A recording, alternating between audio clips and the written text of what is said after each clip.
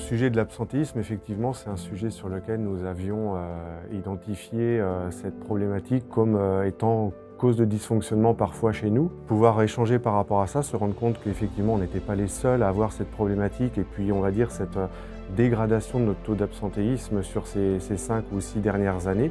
Donc pouvoir échanger aussi avec des gens qui ne sont pas forcément du même secteur d'activité que nous.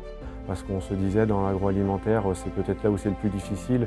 Et dans notre secteur d'activité également, sur la partie œufs, ovoproduits, c'est encore plus difficile. Mais non, en fait, cette problématique, elle est la même. Et c'est ce qui a vraiment été très très positif au niveau de la démarche et des échanges à travers le cercle.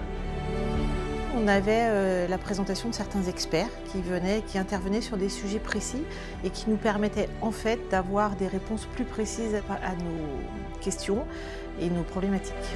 Un échange tous les 2-3 mois à peu près, et ce qui nous permet en entreprise de réaliser des choses entre chaque réunion et de pouvoir échanger sur ce qu'on a fait en entreprise. Chacun dans le cercle, qu'il soit industriel, qu'il soit expert d'un sujet, qu'il soit consultant comme l'équipe artésiale, il apporte quelque chose pour faire progresser le groupe sur le sujet. Ce travail collaboratif, voilà, c'est vraiment la richesse de nos cercles dans un climat de travail qui est serein, où les gens se sentent à leur place parce qu'ils sont avec des pairs.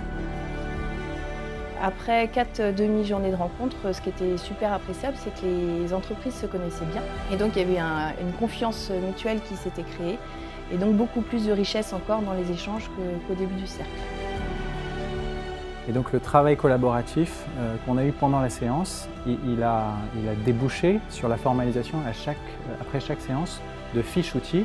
Et donc par exemple dans notre cercle absentéisme, au bout d'1 an de différentes rencontres, on a pu faire un petit book avec 9 fiches outils sur 9 thématiques qu'on a abordées dans les différentes séances.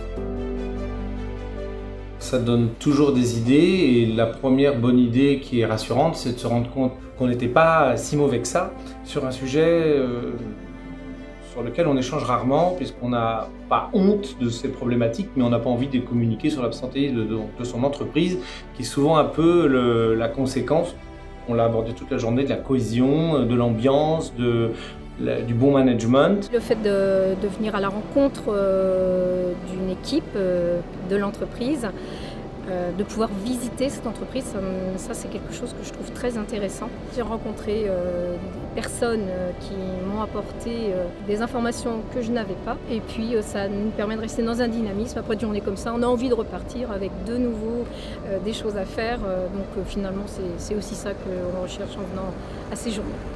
Ça m'a effectivement donné des idées. J'ai particulièrement apprécié écouter le témoignage des Eugélins sur leurs réflexions, et je pense qu'il y a des choses qui sont utilisables et transposables en l'état.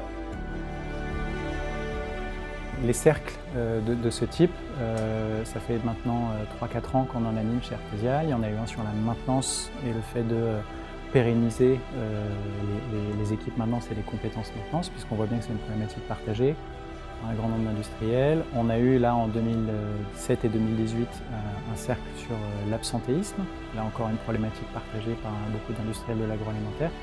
Et puis on voit une thématique émerger qui sera sans doute le thème d'un de nos prochains cercles, qui est l'usine du futur, les technologies numériques, voilà, comment elles peuvent être au service de la performance de nos industries agroalimentaires.